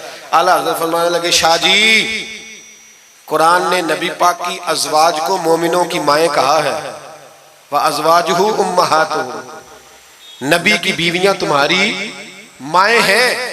लेकिन फरमाया वही अम्मा हजरत उम्मे सलमा बैठी थी तो नाबीना से अभी आए थे, जिसको कुरान ने माँ कहा उसके सामने बेटा आया था। तो रसूल करीम सल्लल्लाहु अलैहि वसल्लम ने जनाब उम्मे सलमा से कहा पर्दा करो। अर्ज की हुजूर वो तो नाबीना है। फरमाया तुम्हें तो नजर आ रहा है ना। फरमाया जिसको कुरान माँ कहे जब उससे पर्दा जरूरी है तो ये तो बेटियों की तरह है। शाह जी भी बड़े ज़रफ़ वाले आदमी थे, कहने लगे हुजूर हाथ करीब करें, मुझे समझ आ गई आपके हाथ में तौबा करता हूँ, आज के बाद ये काम नहीं करूंगा। बड़े आदमी थे ना, मान गए। बड़ा आदमी मानता है, जो बुज़दिल होता है तो अपनी गलती पे डट जाता है। जब मान गए तो फिर आला हजरत भी तो आला थे ना, जब कहा ना मानता हूं तो फिर इमाम अहमद रजा भी झुके। और लोगों को पता तब चला जब आला हजरत ने शाह जी के पैर चूमने शुरू कर दिए। पहले नाराज होके जा रहे थे, मैं तेरा ख्याल, अब शरीयत पे अमल किया तो कदम चूमे। आला हजरत गुलाम थे सैयद, इतना इल्म पढ़ने के बावजूद एक पीर के मुरीद हुए। समझ आ रही है मेरी बात? मुर्शिद के मुरीद हुए, इतना इल्म पढ़ने के बावजूद। नौकरी की हम तो जरूरत ही नहीं, जो बंदा 2-4 जमातें पढ़ जाता है वो तो कहता है मैं मुझे पीर अच्छा मिलता ही कोई नहीं जी। तो मैं कहता हूँ जब बंदा पढ़ लिख जाए और पैसे जेब में आ जाए तो फिर अच्छा पीर कैसे मिल जाए, इसमें शक नहीं। पीर भी गलत है, लेकिन अच्छे लोग भी दुनिया में मौजूद है।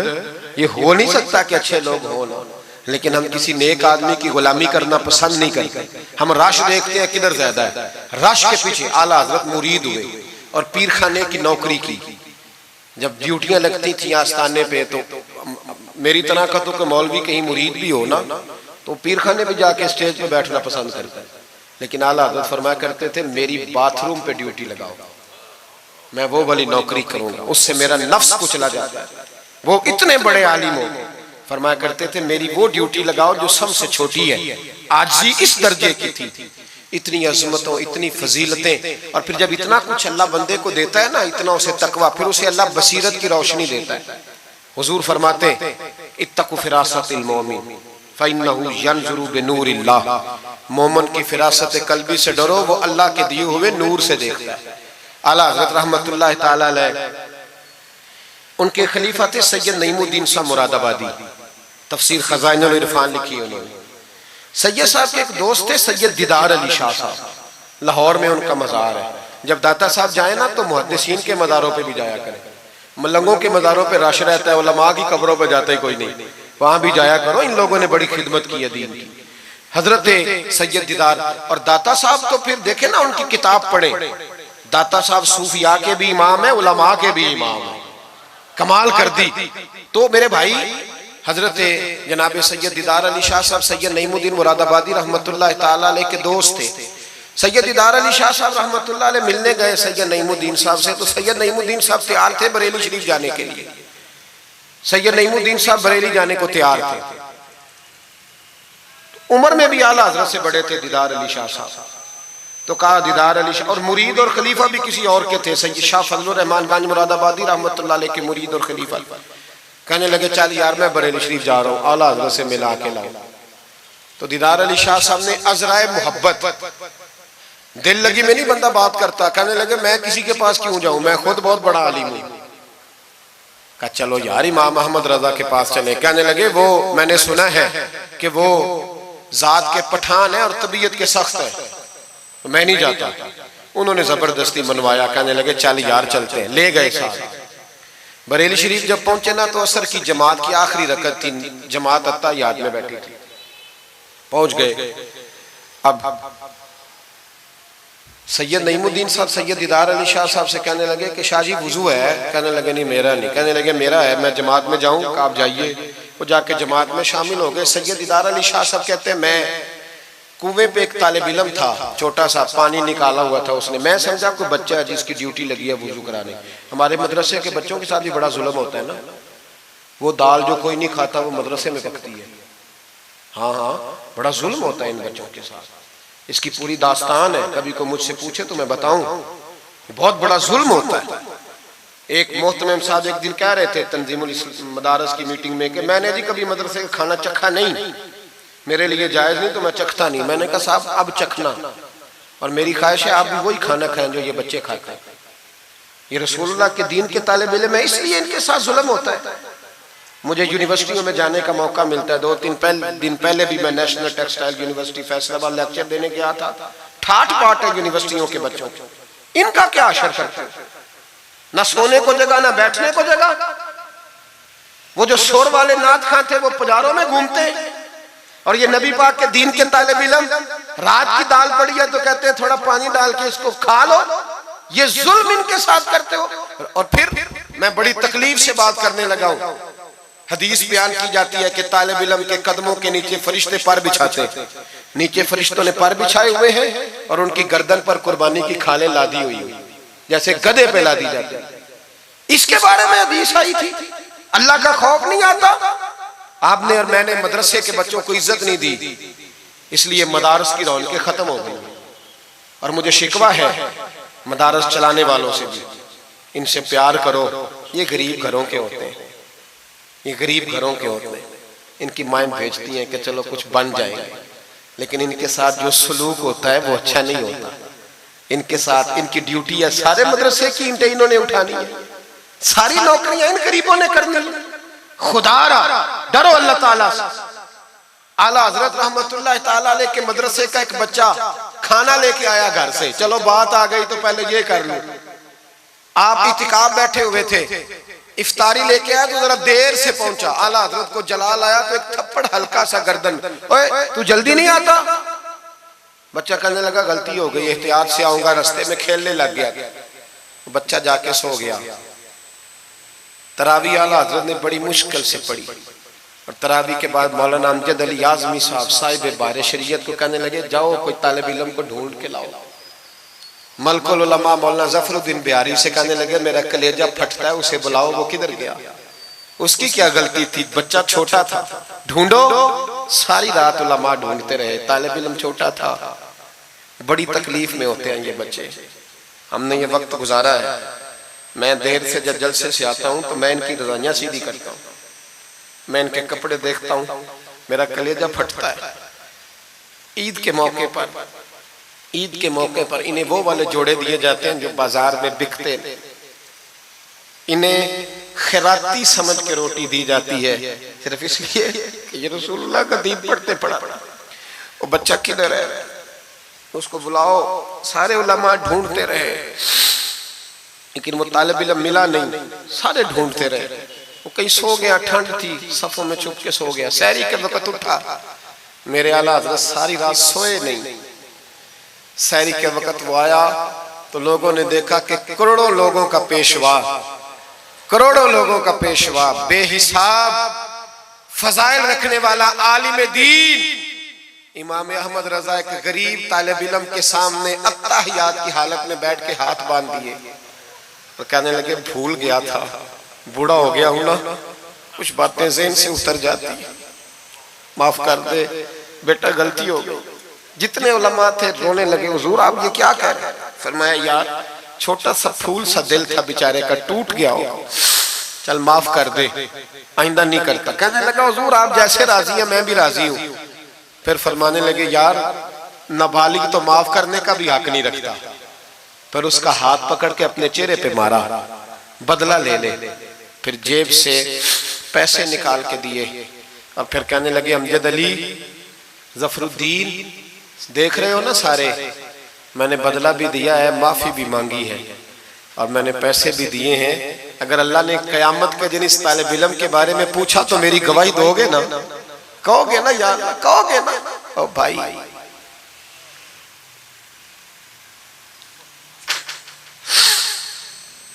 कमाल था मेरे आला हजरत रहमतुल्लाह। आलिम वो होता है कि जिसके पीछे 4 गाड़ियां आगे और 4 पीछे हो, पीछे हट जाओ पीछे हट जाओ, वो मुर्शिद होता है। मुर्शिद वो होता है जिसके पास से तकवे की खुशबू आती है, खौफे खुदा की खुशबू आए, रसूलुल्लाह की मोहब्बत जाके, वो कामिल मुर्शिद होता है। हजरत सैयद नईमुद्दीन साहब मुरादाबादी रहमतुल्लाह अलैह फरमाते हैं, मैं पहुंचा उस तालिब इल्म को, मैंने समझा को वुजू कराने वाला है, तो मैंने कहा पानी उठाने लगा तो कहने लगा बाबा जी पूछ तो लें पहले, पानी तो मेरा है। फरमाते हैं मैंने कहा चल बेटे फिर दे दे अगर तेरा है तो, मैंने वुजू करना है। तो वो बच्चा कहने लगा हुजूर आपको पता है कि नाबालिग अपनी मर्जी से भी अपनी चीज किसी को नहीं दे सकता।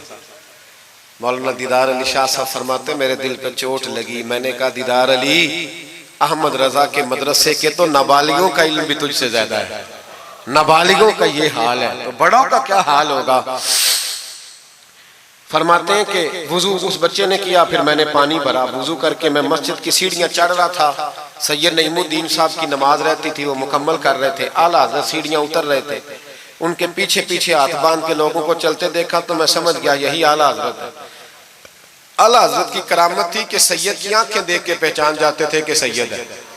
आंखें कहते हैं जब सीढ़ियां आला हज़रत उतर रहे थे मैं चढ़ रहा था तो मेरी आंखें देख के पहचान गए, सलाम ली तो कहने लगे आप सैयद हैं, तेरी नस्ल पाक में है बच्चा बच्चा नूर का, तू है ऐने नूर तेरा सब घराना, आप सैयद हैं। कहते मैंने कहा जी, कहते इतना बड़ा आलिम, जब मैंने जी कहा तो फौरन झुके और मेरे हाथ चूम लिए। तो मैंने पूछा तबीयत कैसी है, वो बात जो मेरी और सैयद साहब की तन्हाई में हुई थी। मैंने कहा आला हज़रत से पूछा हुजूर तबीयत कैसी है, तो कहने लगे शाह जी जात का पठान हूं, तबीयत जरा सख्ती है मेरी, पठान जो हूं तो जरा तबीयत सख्ती है, क्या करूं। सैयद साहब कहते हैं मैंने कहा हुजूर वो तो मैंने ऐसे ही फरमाया, शाह जी जो हो गया ठीक हो गया, आप नमाज पढ़ ले मैं इंतजार करता हूँ, आप नमाज पढ़ ले। कहते हैं फिर मैं आला हज़रत का हो के रह गया और फिर सारी जिंदगी मुझे शिकवा रहा कितनी देर से क्यों आया, जिंदगी से यही तो गिला है कि तू बड़ी देर से मिला है। खौफ पता कितना था दिल में, आजिज़ी कितनी थी, अल्लाह जानता है। मैंने बरेली शरीफ में वक्त गुजारा है, वहां नौकरी की है, टुकड़े खाए हैं, मैंने वहां कर्रो फर नहीं देखा, हटो बचो नहीं देखा, बड़े बड़े उनके कद काठ है इल्मी, लेकिन आजिज़ी देखी, आम तरीके से गलियों में घूमते देखा। मैं जलसों में जाता हूं तो मेरी ख्वाहिश होती है मैं बैठ जाऊं, लोग मुझसे मिलने सारे, लोग शिकवा करते हैं गरीब, कहते हैं हजरत जी अगर वजीर हमें नहीं ना मिलता तो पीर भी नहीं मिलता, कोई हमारे दुख नहीं सुनता, तगड़ा मुरीद आ जाए तो उसे हाथों से बोटियां डाल के दी जाती, और गरीब आ जाए तो उसकी तरफ नजरे इल्तिफात भी नहीं करते और कहते हैं इसको अकल नहीं। तो मैं कहता हूँ साहब जब जेब में पैसे नहीं होते तो अकल भी नहीं होती, फिर तो इंसान को होश नहीं होती तो अकल कहाँ होती। सब रोगा अंदर रोग मुहम्मद जिसका नाम गरीबी, एक कंड बुला के लंघ जाते नहीं दोस्त यार करीबी। छोटा सा एक बच्चा 10-12 साल का, सैयद कनात अली शाह साहब आला हज़रत के खलीफा है, वो कहते हैं वो छोटा सा बच्चा आके खड़ा हुआ, कहने लगा हुजूर आपकी दावत पकानी है, कोई टाइम देंगे। आला हज़रत अभी कुछ कहने लगे थे, कहने लगा हुजूर मैं यतीम हूँ, अकेला हूँ, सिर्फ मेरी अम्मा है, मिलेगा टाइम। तो आला हज़रत फरमाने लगे तुझे नहीं टाइम देना, चुप कर गया, फरमाने लगे मैंने नहीं तुझे टाइम देना, तूने मुझे देना है, बता बेटे कब आऊं। कहने लगा कल जोर के बाद आ जा। फरमाया अकेला हूं या किसी को ले आऊं। कहने लगा एक बंदा लाइएगा, दो ना आए। सैयद कनात अली शाह साहब को आला हज़रत ने साथ लिया, उस बच्चे के घर जोर के बाद पहुंचे, दरवाजे पे दस्तक दी तो कहने लगा जी आ गए आप, में आया। एक बोरी एक टाट अंदर से लाया और बाहर गली के दरवाजे पे बिछा दिया। कहने लगा हुजूर घर में कमरा एक ही है और आप पर्दे के पाबंद हैं, तो मेरी अम्मा है घर में, यहीं बैठना है। फरमाया बेटे हम तेरे मेहमान है, जिधर तू कहेगा बैठ जाएंगे। फाज़िल बरेलवी बैठ गए। आला हज़रत बीमार रहते थे, डॉक्टर ने कहा सख्त ग़िज़ा नहीं खानी, तो आप सूजी के बिस्कुट दोपहर में असर के बाद थोड़े लेते थे। वो बच्चा दाल पका के लाया तो बूढ़ी अम्मा ने पकाई, कुछ पक्की कुछ कच्ची, बाजरे की मोटी रोटियां और गली में ला के रख दी। बरेली के इमाम ने यूं खाई जैसे को बड़ी आला ग़िज़ा हो। कहते पहली सैयद कनात शाह साहब कहते पहली दफा इतना खाना खाया, 1.5 रोटी खा गए। तो फरमाने लगे, मैंने कहा हुजूर मेहरबानी करें थोड़ा खाएं, ये तबीयत आप तो खाते ही नहीं तो आपकी तबीयत परेशान होगी। फरमाया चुप कर, अपनी सेहत देखूं कि गरीब और यतीम का दिल देखूं। फरमाया देखना मासूम सा दिल है, टूट जाए खाने में। कहते खोल के खाया, पर वो बाहर चाय भी लाया, चाय पी। फिर आला हजरत ने कुछ नजराना निकाल के दिया, फरमाया ये तोहफा रख लो, कुछ पैसे भी दिए। कहा इजाजत है जाऊं? कहा जी ठीक है जाएं। सैयद साहब कहते हैं जब हम आ रहे थे तो मैंने आला हजरत को, हुजूर ये आपने क्या कि अगर बीमार हो गए? तो कहने लगे शाह जी चुप कर जाओ, अगर मेरा दिल फटता हो तो मैं आपको चीर के दिखाऊं, जितना सुकून अल्लाह ने मुझे आज अता किया है पहले कभी नहीं मिला, कभी नहीं मिला। इस गरीब के पास जाकर मेरे आला हजरत के अफकार थे, नजरियात थे, वो सारी जिंदगी रसूलुल्लाह का गुलाम बन के रहे, शरीयत की पासदारी की, और उसके साथ साथ वो अल्लाह के वलियों की गुलामी करते। कुछ सैयदजादा आ जाता तो आला हजरत रहमतुल्लाह अलैह उठ के मिलते, ताजीम करते। वो औलिया अल्लाह के लेकिन सच्चे वली के गुलाम। मेरी ये बात याद रखें, सच्चा बंदा मिल जाए तो उसके बारे में कभी बेअदबी सोचे भी ना, सोच दिल में भी ना लाए, लेकिन जो शरीयत का पाबंद ना हो, आप इन लोगों की मार्केट डाउन करेंगे, ये सही हो जाएंगे, ये सही हो जाएंगे। हमारे यहाँ चल जाता है, जो भी आ जाता है चल जाता है। इमाम साहब की दाढ़ी इतनी छोटी हो वो नमाज नहीं पढ़ा सकते, पीर साहब चल जाते हैं, नाथ खान भी चल जाता है, नकीबे मजलिस भी चल जाता है, सिर्फ इमाम पे पाबंदी है कि थोड़ी छोटी आ जी, हालांकि नहीं होनी चाहिए, दाढ़ी पूरी होनी चाहिए। आपसे मेरी ये गुजारिशात है, आला हज़रत के पैगाम को समझें। एक छोटा सा वादा लेना है, जिस मस्जिद में कंजुल ईमान नहीं वहां एक हदियतन खरीद के रखवा दें, रखवा देंगे इंशाअल्लाह ताला। महंगी बात बता दी है मेरे ख्याल में, आप चुप कर गए, रखवा देंगे कुरान शरीफ। और जिसके पास 10 रखवाने की तौफीक है वो 10 रखवा दे, और अपने उलमा को आला हज़रत की किताबें खुद खरीद कर पहुंचाएं, लाइब्रेरियों में रखवाएं, उनका पैगाम आम करें, लोगों को दें और तलकीन करें कि इसे पढ़ें। जो सोशल मीडिया इस्तेमाल करने वाले हैं वो उलमा से ले लें आला हज़रत के फतावा जात, वो उसको आगे शेयर करें, उनकी बातें आगे पहुंचाएं, अपनी अपनी जिम्मेदारी का एहसास करें। नमाजें 5 मस्जिद में बाजमात पढ़ें। ये दाढ़ी नबी पाक की सुन्नत है और अल्लाह ने सिर्फ मर्दों को दी है, औरत को नहीं दी। उसने मर्द के चेहरे पर पसंद की। नबी सारे दाढ़ी वाले, सहाबा सारे दाढ़ी वाले, अहले बैत सारे, औलिया अल्लाह सारे। जो लोग कहते हैं ना नेक होकर रखनी है, उनके लिए मशवरा यह है कि दाढ़ी रख लो, नेक हो जाओगे इंशाअल्लाह ताला। दाढ़ी नेक बना लो, और जिसने रखी है ना वो भी अपनी मर्जी की ना रखे, नबी पाक की मर्जी की रखे। पूरी एक मुट्ठी दाढ़ी रखे, पूरी एक मुट्ठी दाढ़ी रखें, और अपने घर में पर्दा कराएं, पर्दा कराएं। याद रखें, हर इमारत को गुलाफ नहीं चढ़ता, सिर्फ बैतुल्लाह को चढ़ता है।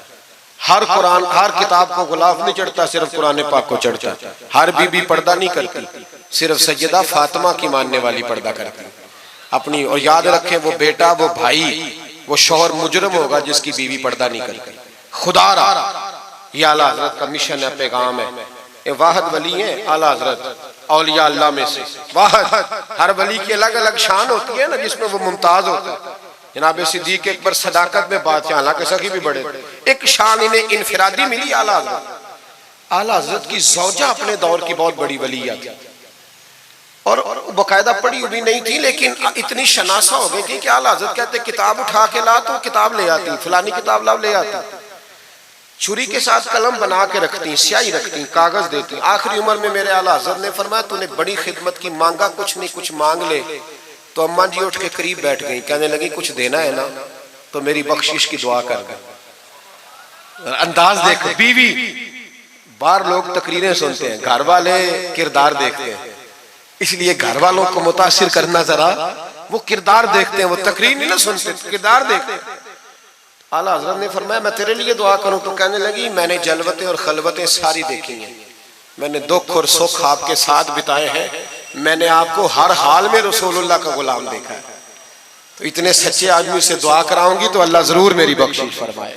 ये किरदार था। मुझे कहा गया कि मैं अपने पीरो मुर्शद हजरत सैयदना व मुर्शदना हुजूर ताजुश शरिया शहजादा आला हजरत हजरत शेखुल इस्लाम वल मुस्लिमीन मुफ्ती अख्तर रजा खान साहब रहमतुल्लाह अलैह के बारे में कुछ कहूँ। न मेरी हैसियत है, न मेरी औकात है, न मेरे लफ्ज़ों में इतनी ताकत है। ये तो कुछ ड्यूटी लगी हुई है तो कुछ बात कर लेते हैं। हुजूर ताजुल शरिया आला हजरत के पड़पोते थे। अजहर यूनिवर्सिटी में तालीम, बड़े बाप के बेटे होने के बावजूद बाकायदा तालीम हासिल की और अजहर यूनिवर्सिटी को टॉप किया। एक अजमी ने जाके अरबियों से ज्यादा नंबर हासिल किए और फिर वापिस आए तो पूरी दुनिया में दीन का काम किया। कई जुबानों में आपकी किताबें, करोड़ों लोग आपके मुरीद थे। मेरी तरह के कई लोग बाहर दरवाजे पे खड़े रहते थे कि चलो उस रास्ते में बैठने का मौका मिल जाए जहां से उन्होंने गुजरना है। कई लोग अल्लाह ने तौफीक दी मुझे कुछ देर उनके पास बैठने की, कुछ उनसे सीखने की, कुछ पढ़ने की। उन्होंने मेहरबानी फरमाई तो वहां भी बुलवाया। यह भी उनका विशाल हुआ है। करोड़ों लोगों ने नमाज जनाजा पढ़ी है, करोड़ों लोगों, करोड़ों। और इंडिया की मीडिया ये कहता है कि हमें समझ नहीं आई कि करोड़ों लोग आए हैं पर पत्ता भी कोई नहीं टूटा, पत्ता भी कोई नहीं टूटा। 50,000 आदमी इकट्ठा आ जाए ना आपके डीजी खां में तो पकौड़े भी खत्म हो जाएंगे ना, लेकिन वहां करोड़ों लोग आए। पता नहीं रोटी किसने दी, खाना किसने खिलाया। बड़े बाप के बेटे थे लेकिन खुद भी बहुत बड़े थे। सारी जिंदगी रसूलुल्लाह का दीन फैलाया। दुआ करना अल्लाह ताला हमें उनके तरीकों पर चलने की तौफीक अता फरमाए। मैं दुआ करता हूँ जो कुछ मैंने अर्ज किया अल्लाह उसे कबूल फरमा ले। जहाँ हम भूल गए अल्लाह हमसे दरगुजर फरमाए।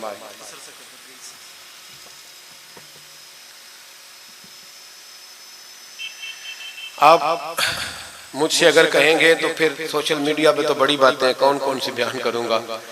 तो बहरहाल हजरत इब्राहीम अलैहिस्सलाम के बारे में कुछ कहने को कहा गया। हजरत इब्राहीम अल्लाह के दोस्त है। वत्तखज़ल्लाहु इब्राहीम खलीला, अल्लाह के खलील है। यारों के यारों पर बड़े मान होते हैं, बड़ा प्यार होता है। फरिश्तों ने एक दफा शिकवा किया था कि या अल्लाह तूने यार बनाया है, उनके पास बड़ी बैल, बड़ी गाय, बड़े तूने ऊंट दिए हैं, बड़ी बकरियां दी हैं, तो यार तो उन्होंने बनना ही था। तो रब करीम ने फरमाया जाओ इम्तिहान कर लो। तो एक फरिश्ता आके ना फसल में बैठ गया, जैसे बड़ी फसल होती है ना कमाद की, तो वो जिक्र करने लगा अल्लाह ताला का। कोई भी जिक्र, सुभान अल्लाह व बिहम्दिही सुभान अल्लाह, मुख्तलिफ रिवायतों में मुख्तलिफ लफ्ज में।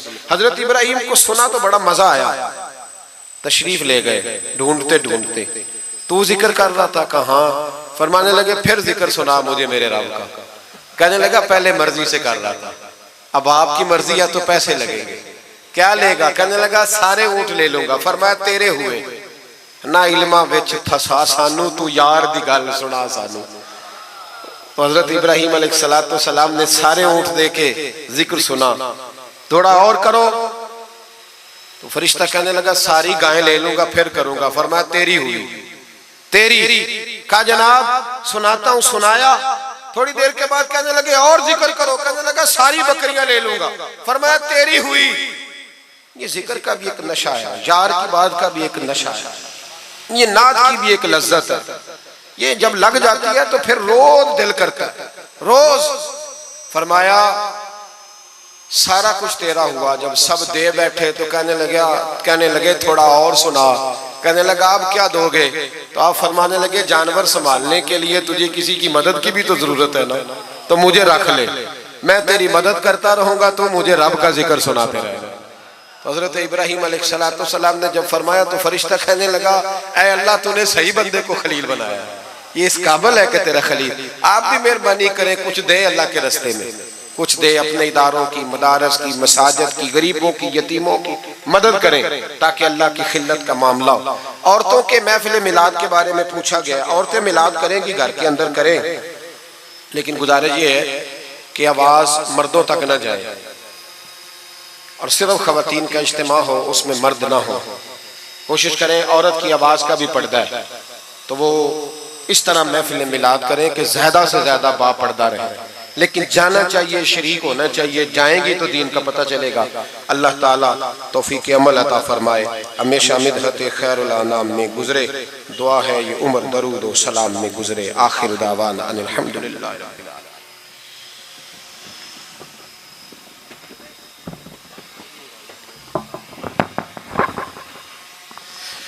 मुस्तफ़ा जाने रहमत पेला कौन सा सलाम शुशब में हिदायत पेला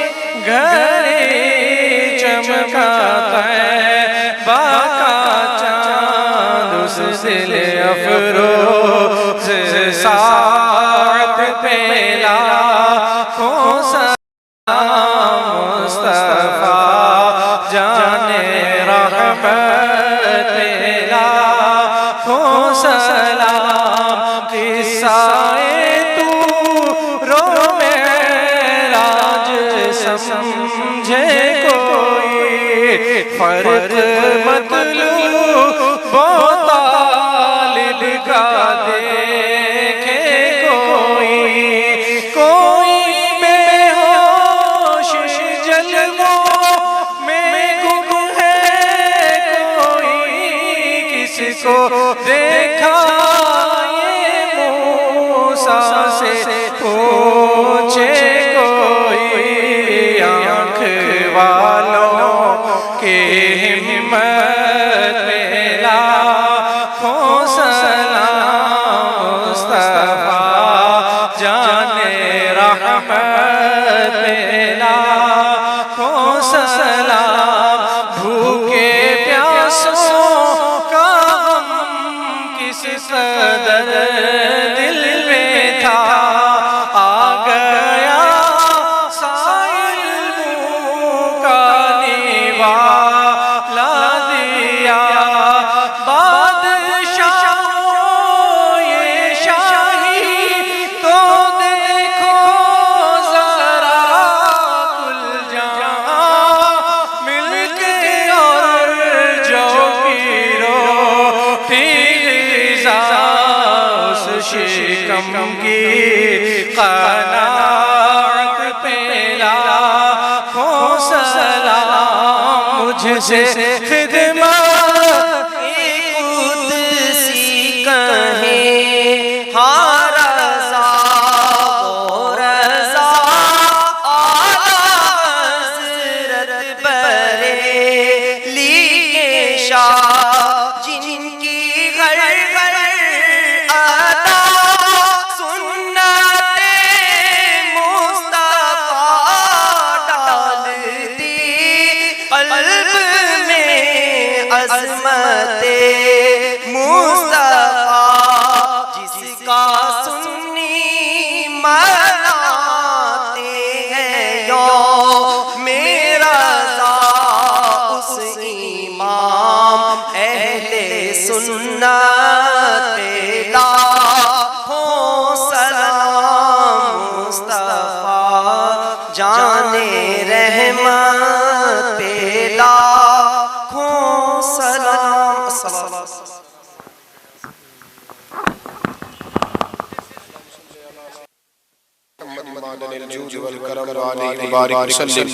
अल्लाह हमारी इस हाज़िरी को कबूल फरमा, हमें दीन के साथ इखलास नसीब फरमा। मालिक करीम हमारे गुनाहों को माफ फरमा, हमारी गलतियों से दरगुजर फरमा, हमें इल्म नाफ़े अता फरमा, अमल साले अता फरमा, सजदों का ज़ौक़ अता फरमा, इबादत का शौक़ अता फरमा, मस्जिद का प्यार अता फरमा, कुरान पाक से मोहब्बत अता फरमा, दुरूद व सलाम की तौफीक नसीब फरमा, आलम इस्लाम के हक में रहमत वाले फैसले फरमा, बर्मा के मजबूरों की मदद फरमा, कश्मीर और फलस्तीन के मजलूमों की मदद फरमा, पाकिस्तान को इस्लाम का मजबूत किला बना। ऐ अल्लाह दीन का बोलबाला फरमा, गुस्ताखान रसूल का मुंह काला फरमा, मुसलमानों को गैरत ईमानी और जज्बा जिहाद अता फरमा, शौक़ शहादत नसीब फरमा। या अल्लाह जिन दोस्तों ने ये खूबसूरत बंदोबस्त किया उन्हें बेहतरीन जज़ा अता फरमा, जो तशरीफ